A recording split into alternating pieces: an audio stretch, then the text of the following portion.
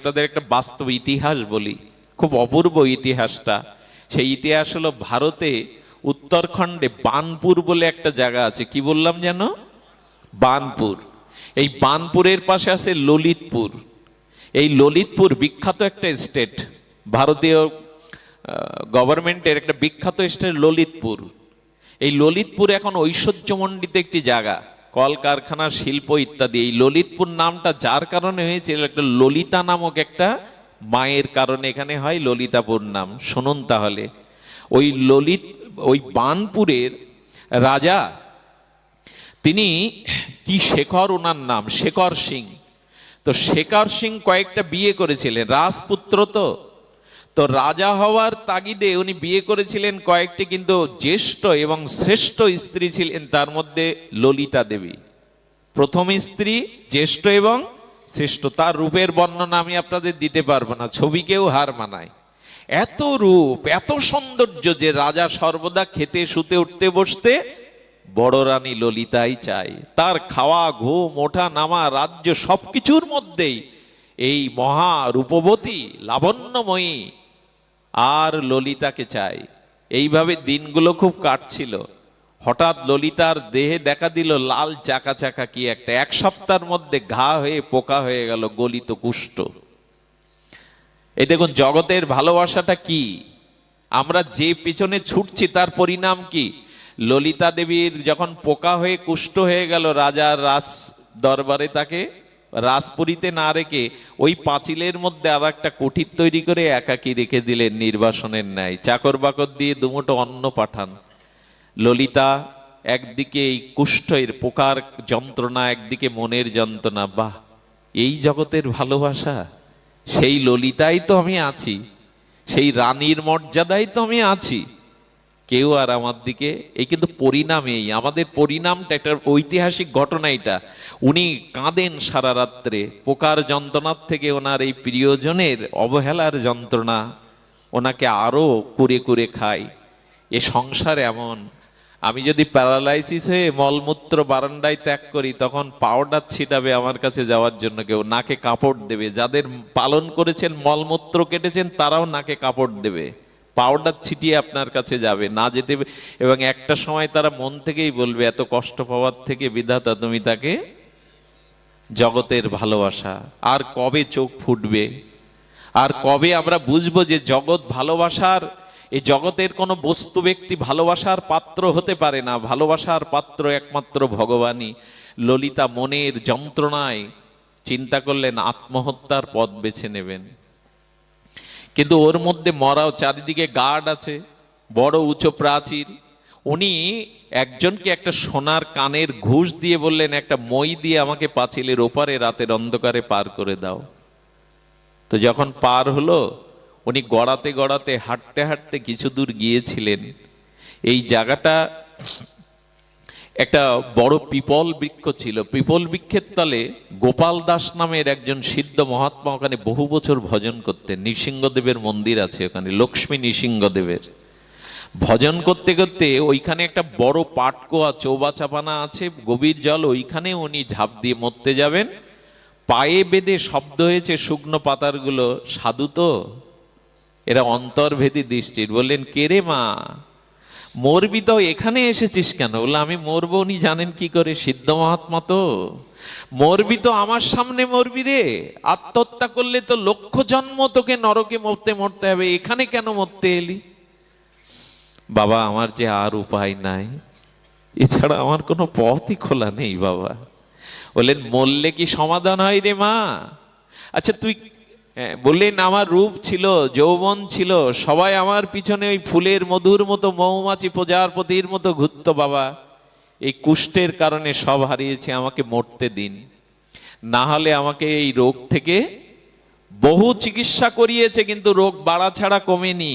আপনি সাধু মহাত্মা, হয়তো সেরে দিন, নালে সরে যেতে দিন। সাধু অনেক চিন্তা করে বললেন, আমার সামনে আত্মহত্যা করবে। ওরা তো, সাধুরা কখনো ওই ঝাড় ফু এই দিয়ে চমৎকারিত্ব দেখায় না, মনে মনে ঈশ্বরের কাছে প্রার্থনা করে ওর মঙ্গল হোক। এইগুলো সমাজে। আর আমাদেরও একটা দোষ আছে, সাধু দেখলেই হাত দেখায়, দেখুন তো, সাধু দেখলেই বলে একটু ফু দিন তো। না, এইসব না। সাধুর কাছে চাইতে হয় রোগ শোক তো কর্মফলে আসবে, যেন ভক্তি পায়, আত্মজ্ঞান পায়। আপনার কাছে ওটা আছে, ওটা দিন।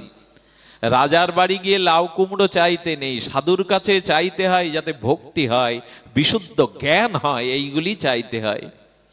তো সাধুকে বললেন সেরে দিন, নালে সরে যেতে দিন।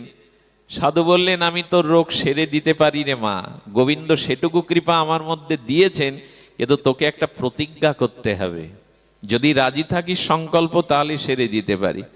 বলে আমাকে ছুঁয়ে প্রতিজ্ঞা করতে হবে তুই পূর্বের ন্যায় রূপ যৌবন আরো বেশি ফিরে পাবি, কুমারী অবস্থার মতো, কিন্তু এই সৌন্দর্য রূপ যৌবন আর কাউকে দিতে তুই পারবি না, এক রঘুপতি রামচন্দ্রকে ছাড়া।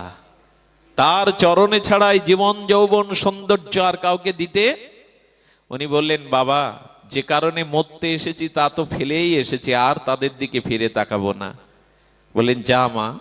উনি দৃষ্টি দিয়ে দিলেন, বললেন ওই পুকুর থেকে স্নান করে উপরে আয়, তোর রোগ সেরে যাবে, আরো যৌবনাবতী হবি। সত্য ঘটনা এটি।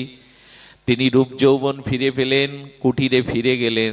রাজার কাছে পরের দিন সংবাদ গেল, রাজা দেখে কাশতে আসলে এই দরজা বন্ধ, ফিরে যাও, ফিরে যাও, আমার কাছে তো তোমার আর আসবার প্রয়োজন, এই সৌন্দর্যের প্রয়োজন নাই, আমার জীবন যৌবন। উনি পূর্বের ঘটনা বললেন, এখন থেকে রামচন্দ্রের চরণেই এই জীবন যৌবন, এ পৃথিবীতে রাম চরণ কমল ছাড়া আমার সামনে আর কেউ নেই, আমার যা কিছু আমি তার চরণে সঁপে দিলাম। এবং পরবর্তীতে ইনি মহা সাধিকা হয়ে গেছিলেন। ওনার নামেই ললিতপুর, এই ভারত ভূখণ্ডে ললিতপুর ওনার নামেই হলো। আমি বলি কি বাবা, মাগো জগতের ভালোবাসাই এই, যতদিন জীবন যৌবন দিয়ে ওদের জন্য করতে পারবে ততদিন তুমি ওদের কাছে প্রিয়, দিতে পারবে না তো ওদের কাছে তুমি কোনো প্রিয়ও নও। এই জন্য দয়া করে ভগবানের ভজনা করো। ভালোবাসাটা যাকে তাকে দিতে নেই, ভালোবাসা খুব পবিত্র বস্তু। এর মধ্যে আপনাদের এক একজনের মধ্যে যে ভালোবাসা আছে, এই ভালোবাসা যদি সঠিক প্রয়োগ করেন স্রষ্টার দিকে, তাহলে জগৎ ভাসিয়ে দিতে পারেন আপনারা। শুধু ভক্তগণ, এই জন্য ভালোবাসাটা, জগতের ভালোবাসাটা খুব কদর্য। হ্যাঁ, আমি আপনাদের দৃষ্টান্তও দিতে পারি। পৃথিবীর সপ্তম আশ্চর্যের মধ্যে ভারতবর্ষে একটা সপ্তম আশ্চর্য আছে। কি সেটা? তাজমহল। জানো তো মা, বিদেশ থেকে রাষ্ট্রপতি বা প্রধানমন্ত্রী যারাই আসুক তারাই আগে দেখতে যায় এই তাজমহল। 22,000 মিস্ত্রি 22 বছর ধরে নির্মাণ করেছিল। ক বছর? সম্রাট শাহজাহান তার কোষাগারে যা কিছু ছিল, তার মমতাজ তার স্ত্রীর স্মৃতিসৌধের জন্য এটাই ব্যয় করেছিল। এর পরিণাম কি হয়েছিল জানেন? জগতের প্রতি ভালোবাসার পরিণাম কি শুনুন। হ্যাঁ, ইতিহাসে খ্যাত হয়েছেন, ভারতবর্ষের ঐতিহ্য বাড়িয়েছেন, কিন্তু যিনি নির্মাণ করলেন তিনি কি পেলেন জীবনে? এই রাজকোষাগার থেকে অর্থ ব্যয় করার জন্য তার যে সন্তান ছিল যুবরাজ, তারা বলল কি এ উন্মাদ, বইয়ের প্রতি আসক্তিবশত রাজকোষাগারের সব তাজমহল বানিয়েছে, বেটাকে বন্দি কর। নিজের পিতাদের শাহজাদারা বন্দি করে ঘর বন্দি করে রেখেছিলেন, দাসীদের দিয়ে দুমুঠো ভাত পাঠাতেন। জীবনের শেষ দিন পর্যন্ত শাহজাহানকে বন্দি করলো শাহজাদারা। তাজমহল গড়ে তুমি কি করলে? যেখানে গড়বার দরকার ছিল তা গড়নি তুমি। তাজমহল গড়ে যে শান্তি পায়নি আপনি পাবেন। পুত্রদের দ্বারা প্রহিত হয়ে বন্দি দশায় ছিলেন শাহজাহান। ইতিহাস বলে ভগবানের জন্য কিছু করো যদি শান্তি পেতে চাও। জগতের তাজমহল করলে ইতিহাসে নাম লেখাতে পারো, কিন্তু মানসিক শান্তি পাবে না। শান্তি পাওয়ার জন্য, স্রষ্টার জন্য কিছু করো, তার প্রতি প্রেম ভালোবাসাটা দাও। আগে অধিকার তার, ভালোবাসাটার অধিকার একমাত্র ভগবানের। এই কথাটা বলবার জন্য গোবিন্দ বলছেন মনমনা ভব। এই জগতের ভালোবাসার যে পরিণাম তা আমরা জানি না। যদি জানতাম, আবার বলি, কিছু শ্রোতারা আছেন যারা নিয়মিত কষ্ট করে আছেন, শুনেছেন, কিন্তু যারা নূতন তাদের উদ্দেশ্যে বলি, এই জগতের ভালোবাসা শুনুন। ভর্তৃহরি নামে এক রাজা ছিল। কি নাম? ভর্তৃহরি। এনার শতক উপদেশ যে পড়বে তার বৈরাগ্য হবে। ইনার বৈরাগ্য শতক বলে একটা গ্রন্থ আছে, আমি খুঁজে পাইনি ভারতে, বিরল। এই 100 বৈরাগ্য উপদেশ ভর্তৃহরির পড়লে আপনার বৈরাগ্য আসবে। ইনি ছিলেন ভূভারতের রাজা, ন্যায়পাল, প্রজাবৎসল এবং খুব ন্যায়পাল রাজা। তো এই রাজার রাজত্বে অনেক ঋষি তপবনে তপস্যা করতেন। একজন ঋষি এক দেবতার আশীর্বাদে অমৃত ফল পেয়েছিলেন, যেটা খেলে 100 বছর যৌবন অটুট থাকবে, নিরোগ শরীরে সুস্থ মেধা নিয়ে এসে জগতে বাস করতে, কোনো রোগ শোক তাকে স্পর্শ। ঋষি চিন্তা করলেন, আমি তো তপস্যার দ্বারা নিজেকে উদ্ধার করেই নিয়েছি, কিন্তু এই ফলটা যদি আমাদের রাজাকে দেওয়া যেত, উনি 100 বছর বেঁচে থাকলে জগতের কল্যাণ, প্রজাদের কল্যাণ হতো। সকালবেলা ঋষি গিয়ে রাজাকে বলছেন, এইটা আপনি নিন, এইটা আপনি আস্বাদন করলে 100 বছর নিরোগে অটুট যৌবনে আপনি প্রজাদের সেবা করতে পারবেন, নিন রাজা। রাজা প্রণাম করে ঋষিকে ফলটা নাড়ছেন। মানুষের হাতে যখন কোনো প্রিয় বস্তু আছে, তার একটা কথা মনে আসে, সে যাকে সব থেকে ভালোবাসে তার কথাটা তখন মনে পড়ে, তাকে যদি একটু ভাগ দেওয়া যেত। উনি ভালোবাসেন প্রাণ দিয়ে রানীকে। রানীর কাছে এসে বলছেন, রানী, আমি তোমার জন্য এই অমৃত ফলটা এনেছি, এটা তুমি খেলে 100 বছর পূর্ণ যৌবনা অটুট নিরোগ শরীর নিয়ে থাকবে, তাতে আমারই আনন্দ, আমারই সুখ, নাও তুমি ফলটা নাও। রানী একটু হেসে দিল বটে, একটু স্তুতি করলো বটে, কিন্তু রাজাকে বিদায় দিয়ে সন্ধ্যাবেলায় ডাকলো তার প্রিয় মানুষকে। রানী রাজাকে না, মনে মনে ভালোবাসে ওই রাজার সেনা নায়ককে, সেনাপতিকে। যুবক সেনাপতিকে ডেকে বললেন, রাজা তো শুধু সামনেই, আমি তো ভালোবাসি তোমায়, এই জন্য তোমার জন্য একটা উপহার দিয়েছে, এই নাও, এই ফলটা খেলে 100 বছর পূর্ণ যৌবন অটুট যৌবন নিরোগ শরীরে অমৃত লাভ করতে পারবে, নাও। রানীকে খুশি করে সেনাপতি বলল, বেশিক্ষণ তো থাকা ঠিক হবে না, ফলটা আমি গৃহে গিয়েই পাবো। ফলটা নাড়তে নাড়তে মনে করছে, সিনেমা দেখেছেন তো, দৃশ্য একটার পর একটা। আচ্ছা, সিনেমার পর্দায় যদি দৃশ্য দাঁড়িয়ে পড়ে কি হবে শ্রোতাদের? চলচ্চিত্রে সংসারটার ভালোবাসা, ভালোবাসা বলে না, এই সংসারের ভালোবাসাই চলচ্চিত্রের মতো। আচ্ছা, চলচ্চিত্রের ডাইনিং টেবিলে যে ফলগুলো থাকে, খাবার সাজানো থাকে, আপনি ওর থেকে নিতে পারবেন তো? সংসারের সুখটা পদ্মার মতো, পদ্মার ফিল্মের মতো, ওখানে সব আছে, কিন্তু নেওয়া যায়। আমি আগে একদিন বলেছি, কোন ফ্যাক্টরিতে যদি আগুন লাগে, সম্প্রচার, লাইভ সম্প্রচারে টিভিতে দেখায়, মিডিয়া দেখায় যে আগুন লেগেছে সরাসরি, তো টিভির মধ্যে যে আগুন দেখাচ্ছে এটা সত্য না মিথ্যা? হ্যাঁ, এখানে একটু তেওড়ে পড়ে যেতে হবে, একটু কঠিন বিষয়। এটা যদি সত্য হতো তাহলে টেলিভিশনটাই পুড়ে যেত আগুনে, অথচ সরাসরি দেখাচ্ছে লাইভে। ঢাকায় ফ্যাক্টরিতে না লাগুক, আগুন লাগলে সরাসরি দেখায় কিনা, আগুনটা তো সত্য, এই মুহূর্তের আগুন আমি সরাসরি দেখছি।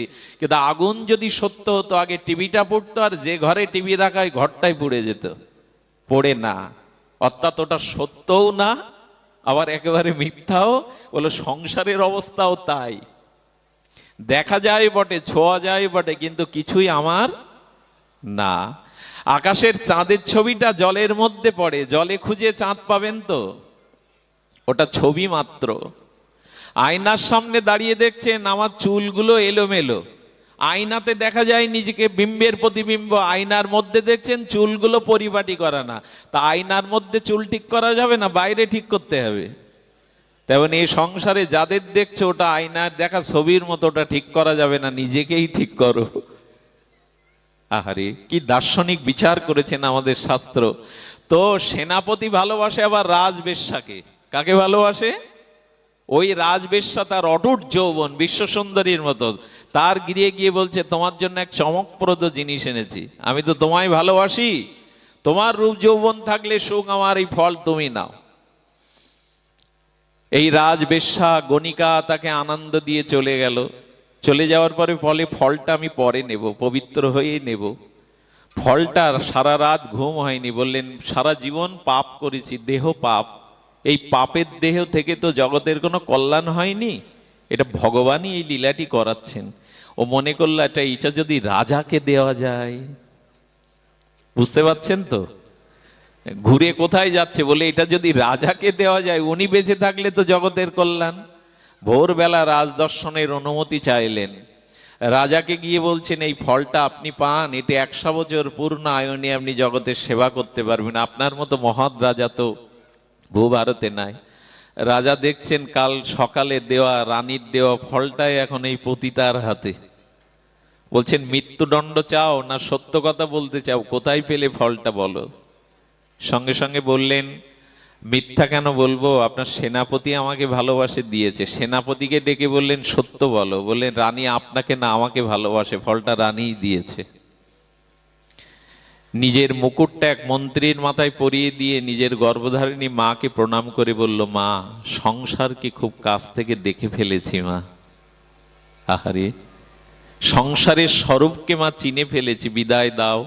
বাকি সময়টুকু তপবনে গিয়ে ভগবানের ধ্যান করে কাটাবো, উপাসনা করে কাটাবো মা। যাকে সব থেকে ভালোবাসতাম আমি, আমরা বুঝতে পারি না, মায়া তো মোহ তো আমরা বুঝতে পারি না। ভালোবাসার অভিনয় নিয়ে আছি সংসারে, কে কত ভালো অভিনয় করতে পারে।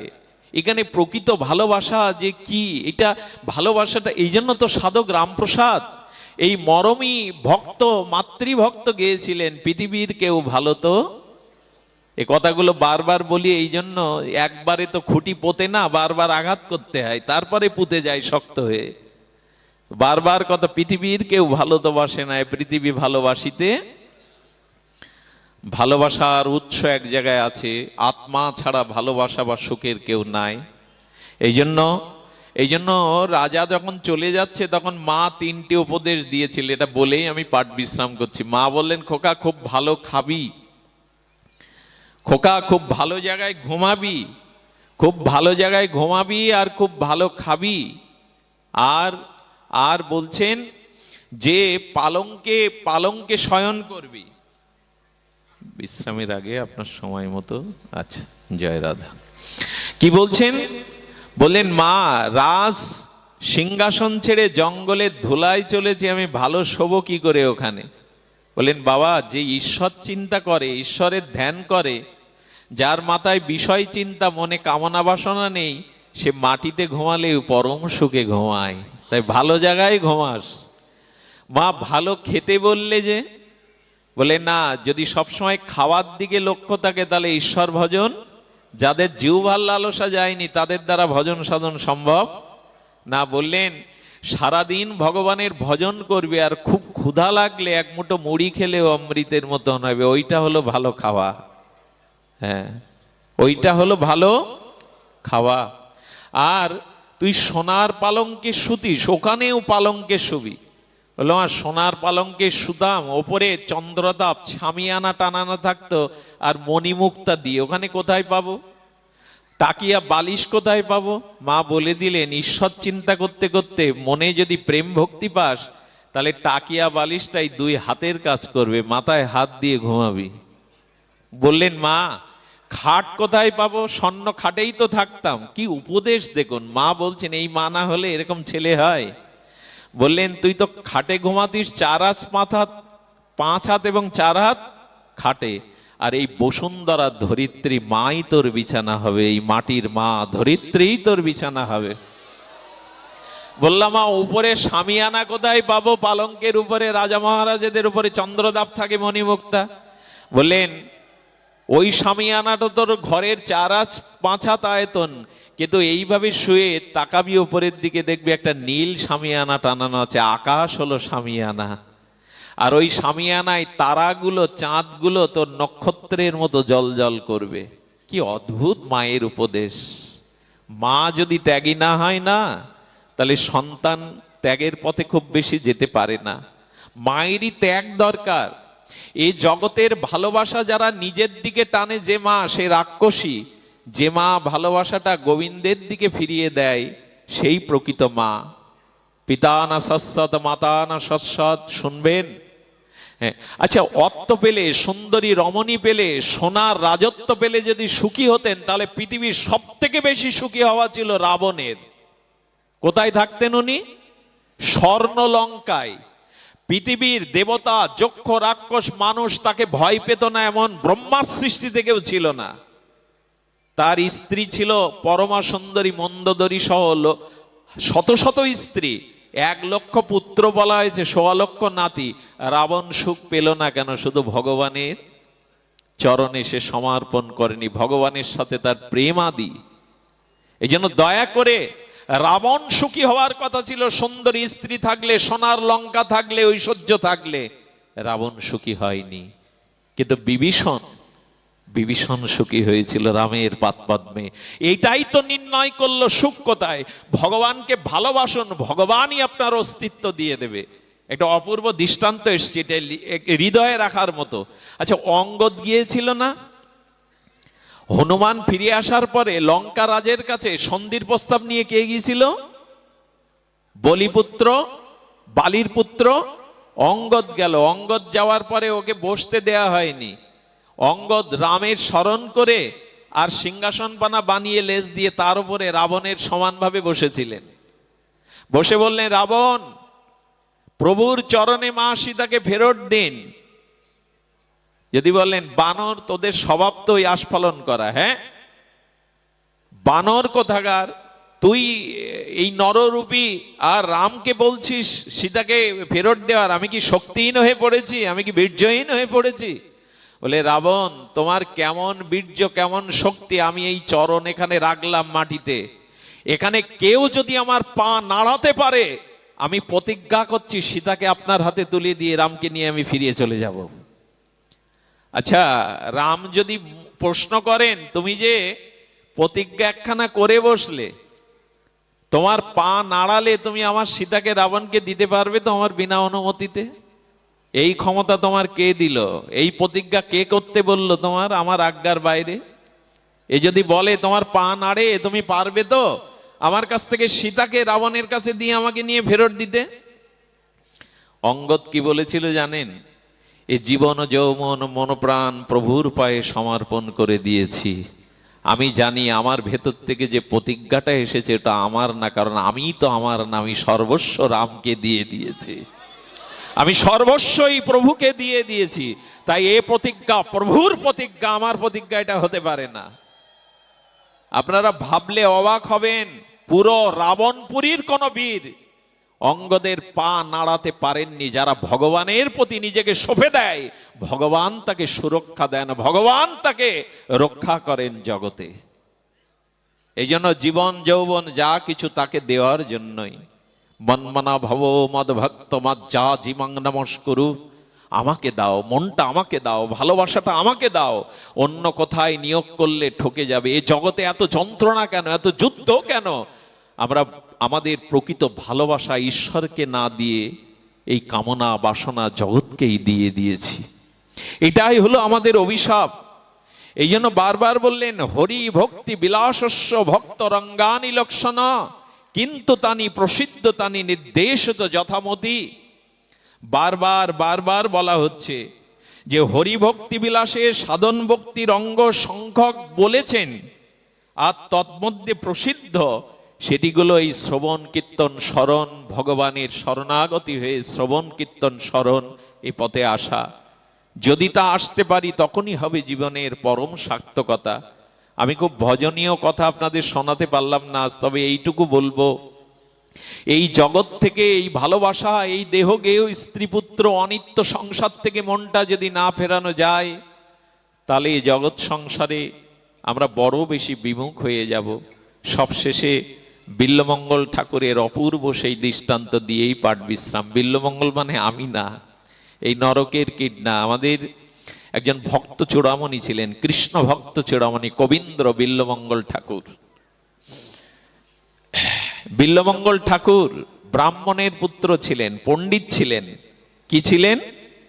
ব্রাহ্মণ পুত্র পণ্ডিত, বিদগ্ধ পণ্ডিত। কিন্তু নদীর ওপারে চিন্তা নামক এক বেশ্যার রূপে গুণে মোহিত হয়ে গেলেন। বিল্বমঙ্গল ঠাকুর কর্ণামৃত, যার লেখা, যে কর্ণামৃত মহাপ্রভু স্বরূপ দামোদর রামানন্দের কাছে গম্ভীরায় পাঠ শুনতেন, কর্ণামৃতের মতো গ্রন্থ আর এই জগতে হয় না। এই বিল্বমঙ্গল ঠাকুর পিতার শ্রাদ্ধের দিনে তার পিতার শ্রাদ্ধে মন নেই, মন আছে চিন্তার দিকে। এই দেখুন, জগতের দিকে ভালোবাসা ঘোরালে কি পরিণতি হয় বোঝা যাচ্ছে মা? যদি ভগবানকে ভালো না বেসে মন প্রাণ অনুরাগ ভালোবাসা জগৎকে দেই, কি হয় দেখুন। শ্রাদ্ধর দিনে নিজে খাননি, আমার চিন্তা আমি না গেলে খাবে না, প্রতিদিন তো যাওয়া চাই বেশ্যার কাছে। ঝড় উঠেছে, বৃষ্টি নেমেছে, রাত 12টা। চিন্তার কাছে যাবে বলে নিজেও খায়নি, পিতার শ্রাদ্ধ পড়ে থাকুক ওই সব কোন রকমে দায় সারা সেরে রাতের অন্ধকারে চলেছে নদীর ওপারে। মাঝি থাকে কি ওই ঝড় তুফানের রাত্রে রাত 12টায় মাঝি থাকে? চিন্তা করছে আমি আসবো, জানে চিন্তা নিশ্চয়ই ব্যবস্থা। মোহ কি জিনিস দেখুন, চিন্তা নিশ্চয়ই আমাকে যাওয়ার কোনো ব্যবস্থা করে রেখেছে। হঠাৎ একটা লাশ ভেসে যাচ্ছিল পচা গলা, ও মনে করেছে চিন্তা আমার জন্য ভেলা ভাসিয়েছে। মোহের কি দশা! সেই পচা গলা লাশকে ভেলা মনে করে নদীর ওপরে গিয়ে তুলে রাখলো, যদি আবার ভোরবেলা পার হতে হয়। আচ্ছা, মরা পচার গন্ধটা নাকে যায়নি? বললেন মানুষ যখন মোহগ্রস্ত হয় তখন তার দেহ স্মৃতি জ্ঞান লুপ্ত হয়ে যায়, যায় কি না বাবা? লুপ্ত হয়ে যায়। এই জন্য ও যখন চলে গেল তখন গিয়ে দেখে এই রাজবেশ্যা চিন্তার পাঁচিল আটা। সেই পাঁচিলে কোনো রকমে যাওয়ার পথ না খুঁজে পেয়ে দেখলেন একটা দড়ি রাখা পাঁচিলের উপরে। আসলে ওটা একটা অজগর সাপ। মনে করেছে চিন্তা আমি যাব বলে দড়ি রেখেছে। এই হলো জগতের মোহ।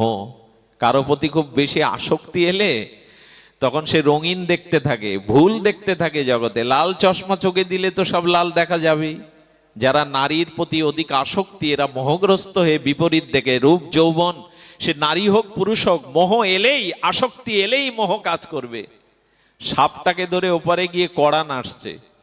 চিন্তা তখন প্রদীপ জ্বালিয়ে দেখে দুয়ারে ঠাকুর বিল্লমঙ্গল, তখন ঠাকুর বিল্লমঙ্গল না, ব্রাহ্মণ বিল্লমঙ্গল দাঁড়িয়ে। ওই পচা গলা, মাংসের গন্ধ, নাকে কাপড় দিয়ে বললেন, ছি, একটা দেহের জন্য, একটা বেশ্যার পতিতা দেহের জন্য মোহগ্রস্ত হয়ে তুমি এইভাবে মধ্যরাত্রে, আচ্ছা তুমি পার হলে কি করে?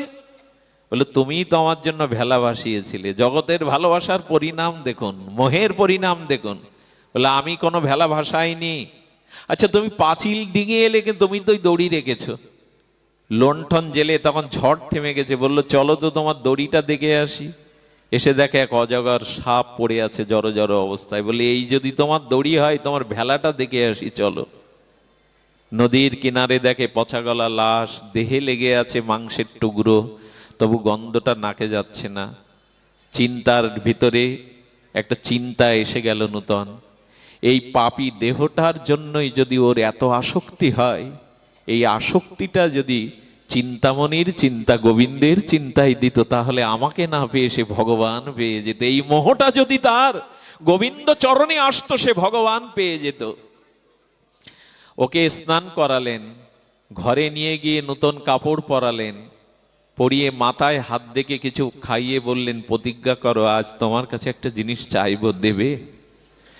জীবনে যে কোনো পুরুষ যদি দেখবেন ভগবত পথে, আত্মকল্যাণের পথে এগিয়ে যায়, জানবেন পেছনে কোনো না কোনো নারীর প্রেরণা আছে। হয়তো মা, নালে স্ত্রী, কোনো না কোনো নারীর প্রেরণা ছাড়া কেউ উৎসের মুখে যেতে। আমরা মহাপ্রভুকে এভাবে পেতাম না যদি পাশে বিষ্ণুপ্রিয়া দেবী না থাকতো। ঠাকুর রামকৃষ্ণকে সর্বপরমহংস পেতাম না যদি সারদা মা না থাকতেন। জানবেন বাসর রাতেই সারদা মাকে মা বলে ডেকেছিলেন ঠাকুর রামকৃষ্ণ। আর মহাত্মা গান্ধী তার কয়েকটা ছেলে মেয়ে হওয়ার পরে তার স্ত্রীকেই মাতৃজ্ঞানে দেখতেন। এমন ইতিহাস কোথাও আছে বলে আমার জানা নেই যে নিজের স্ত্রীকেও মাতৃজ্ঞানে দেখতেন। স্বামী পরমানন্দ একটা কথা বলেছিল, আমাদের স্মরণে নেই। এই বাজিতপুরের দু একটা ছেলে মেয়ে হয়ে গেলে স্বামী স্ত্রীর মধ্যে কামনার সম্পর্ক না রেখে ভজনের সম্পর্ক রাখো। যদি দুজনে মিলে উদ্ধার হতে চাও, পরমের পথে যেতে চাও, বিছানায় বসে বসে একটু ইষ্ট কথা, ভগবত কথা আলোচনা করবে। নারীর প্রেরণা চাই। চিন্তা ঝরঝর করে কাঁদছে আর বললেন, আজ তোমার কাছে একটা জিনিস চাইবো, দেবে? বললেন তোমার জন্যই তো জীবন যৌবন উৎসর্গ করেছি, বলো।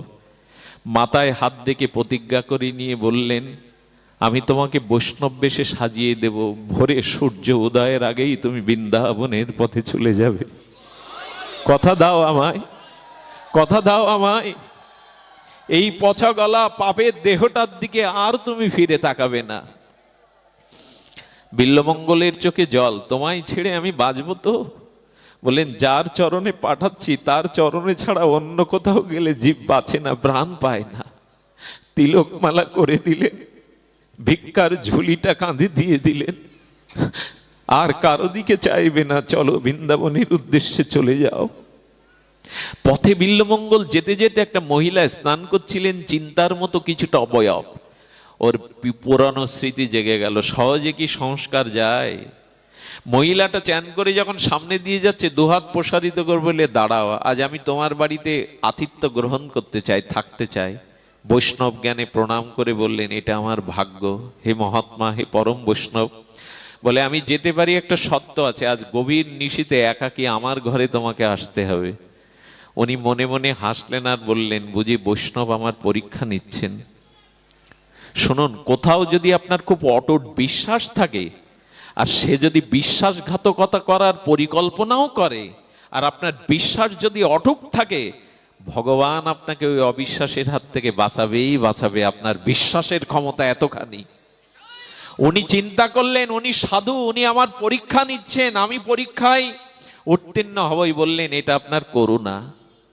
সন্ধ্যাবেলায় তাকে সেবা দিয়ে ঘর সাজিয়ে বিছানা তৈরি করে দিয়ে শুতে দিয়েছেন, কিন্তু কামনা জেগে গেছে বিল্বমঙ্গলের হৃদয়ে। সে ওই রূপের নেশায়, চিন্তার নেশায় মশগুল হয়ে আসেন। স্বামীকে ডেকে বললেন, স্বামী, বাড়িতে বৈষ্ণব, আমি কথা দিয়েছিলাম আজ নিশীথে ওনার ঘরে আমাকে একাকী যেতে হবে। স্বামী তখন বললেন, আমি তোমায় সাজিয়ে দেব, এটা বৈষ্ণবের পরীক্ষা। গৃহে বৈষ্ণব এলে কোনো অকল্যাণ হতে পারে না, তোমার আমার জীবনে কোনো মঙ্গল ঘটতে যাচ্ছে। স্ত্রীকে সাজিয়ে দিলেন, বললেন, যাও। সতী নারী তো, আর তার প্রাণে তো বিশ্বাস সাধুর প্রতি। যেই ঘরে ঢুকেছেন, সেই মায়ের কথা মনে পড়েছে বিল্বমঙ্গলের, চিন্তার প্রতিজ্ঞার কথা মনে পড়েছে। ওরে, যে নিজের সুখটাকে বিসর্জন দিয়ে তোকে ব্রজের পথে পাঠালো, তুই এখানেও সেই নরকের চিন্তা করছিস, প্রতিজ্ঞা ভুলে গেছিস। সঙ্গে সঙ্গে যাওয়ার পরে বললেন, তুমি বসো এখানে। প্রণাম করে বললেন, ছোটবেলায় মাকে হারিয়েছি। জানেন, বাইরে এই ভগবত সভাতে লোকজনের সামনে কোনো নারীকে মা বলার মধ্যে সার্থকতা নেই। গভীর রজনীতে একাকী পেয়ে যদি কেউ প্রণাম করে তাকে মা বলতে পারে, বলা যাবে সেই জিতেন্দ্রিয়, সেই জিতেন্দ্রিয়। ওইখানে প্রণাম করে বললেন, মা, মা, আমি ছোটবেলায় মাকে হারিয়েছি, আজ তোর মুখখানা দেখে আমার মায়ের কথা মনে পড়ছে। দে মা, তোর মাথার কাটা দুটি আমায় দে তো মা। কি করবেন আপনি আমার মাথার কাটা? বললেন, এটা দিয়ে দই। যে মায়েরা চুল বাঁধে না কাটা দিয়ে, কাটা দেওয়ার সাথে সাথে বললেন, মা, তুমি এসো, বিশ্রাম নাও। সঙ্গে সঙ্গে যে চোখ ভগবানকে না দেখে, গোবিন্দকে না দেখে এই মায়ার সংসারকে দেখে, সে চোখ রেখে লাভ কি? সঙ্গে সঙ্গে চোখের মতো কাটা ফুটিয়ে দিয়ে আর রক্ত আভাও দিয়ে চোখ দুটো অন্ধ করে দিলেন। পরের দিন বৃন্দাবনের পথে চলেছেন বিল্বমঙ্গল। এই জগতে তোমায় ছাড়া আর কাউকে দেখবো না। এই চোখে যাদের দেখেছি তারা আমাকে সঠিক পথ দেখায়নি। এই রূপ রস গন্ধ আমি আর দেখবো না। অন্ধ হয়ে যেতে যেতে খাদের দিকে পড়ে যাচ্ছে। গোবিন্দ দেখলেন যে আমার পথে উঠেছে, যার দৃষ্টি, অন্তর্দৃষ্টি একমাত্র আমার চরণে, তাকে আমি প্রতি নমে ভক্ত প্রণস্য দিয়ে এসে বললেন, ঠাকুর, ডান দিকে যেও না, পড়ে যাবে। উনি চিন্তা করলেন, এত মিষ্টি কণ্ঠ কার হতে পারে? তবে যার উদ্দেশ্যে চলেছি সে কি এসে দাঁড়ালো? এমন কণ্ঠ তো কোনো মানবের হতে পারে না। উনি ইচ্ছা করে ডান দিকে আরো বেশি করে ঝুঁকে যাচ্ছেন। যেই পড়ে যাবে, গোবিন্দ এসে তাকে ধরেছেন। করো কি, তুমি তো পড়ে যাবে। যেই ধরেছেন, হ্যাঁ, আমার জানেন, যারা ব্রজের পথে উঠেছে, গোবিন্দের চরণ আশ্রয় করে চলেছে, গোবিন্দ বললেন, সেই ভক্তকে আমি বিনাশ হতে দেই না, তাকে আমি পড়ে যেতে দেই না। নমে ভক্ত প্রণশ্যতি, আমি তাকে ধরে রাখি। কিন্তু গোবিন্দ তাকে এখন দর্শন দিবেন না। এই বললে, ছাড়ো ছাড়ো, তোমার শক্ত হাতে আমার কোমল অঙ্গে ব্যথা লাগছে, ছেড়ে দাও। বিল্বমঙ্গল চিন্তা করলেন, তাই তো, ওনার গা এত কোমল নরম, ফুলের থেকে আমার শক্ত হাতে ব্যথা পাচ্ছেন, ছেড়ে দিলেন। গোবিন্দ দূরে দাঁড়িয়ে ভক্তের সাথে আনন্দ করে হাততালি দিয়ে বলছেন, কেমন মজা করলাম, আমার লাগেনি, কিন্তু তোমাকে ছাড়াবো বলেই আমি বলেছি আমার লাগছে। বিল্বমঙ্গল যে কথা বলেছিল, এরপর আর অন্য কথা চলে না, আসে না। বলেছিলেন, ঠাকুর, তুমি সর্বশক্তিমান, হাত ধরলে তুমি তোমার শক্তিতে ছাড়িয়ে নিতে পারো, কিন্তু আমার হৃদয় থেকে তুমি এক পা চলে যাও, দেখি তোমার কেমন শক্তি, কেমন ক্ষমতা। তুমি সর্বশক্তিমান, তোমার হাত ধরলে তুমি ছেড়ে যেতে পারো, আমার হৃদয় থেকে যাও, দেখি তোমার কেমন ক্ষমতা। আহারে, এই তাকে হৃদয়ে রাখতে হবে। আর বিল্বমঙ্গল এই গান গেয়েই ব্রজের পথে চলেছিলেন। আমার হাত ধরে তুমি নিয়ে চলো সখা, আমি যে পথ, এ সংসারের পথ আমি চিনি না প্রভু, আমি পথহারা পথিকের মতো ভুল পথে যাই আমি, তুমি দয়া করে আমার হাত ধরে তোমার ব্রজের পথে নিয়ে চলো, আমার হাত ধরে তুমি নিয়ে চলো সখা, আমি যে পথ চিনি না। আমরা কেউ পথ চিনি না, তার পথে যাওয়ার পথটা এ সংসারে সবাই দেখিয়ে দেয় না। এই জন্য তার পথে যাওয়ার জন্য প্রস্তুতি নিন। এ জগতের রূপ রস গন্ধ থেকে নিজেকে অন্ধ করে তাকে দেখুন, যাকে দেখলে জীবনে আর দেখবার কিছু অবশেষ থাকে না। সেই উদ্দেশ্যেই আমাদের চলে যেতে হবে। এই বিল্বমঙ্গল ঠাকুর বৃন্দাবনে যুগলকে দর্শন করেছিলেন, আর যে তাকে বৃন্দাবনে পাঠিয়েছিল সেও আর বেশি দিন থাকেনি। তাকে পাঠিয়েছে, আমি কেন থাকবো, চিন্তামণিও চলে গিয়েছিল। এবং যেদিন গোবিন্দ বিল্বমঙ্গলকে দেখা দিল যে আমি তোমার কথা শুনতে এসছি, তুমি যে কর্ণামৃত লিখেছো আমি তোমার কথা শুনতে এসছি, শোনাও বিল্বমঙ্গল আমায়। বিল্বমঙ্গল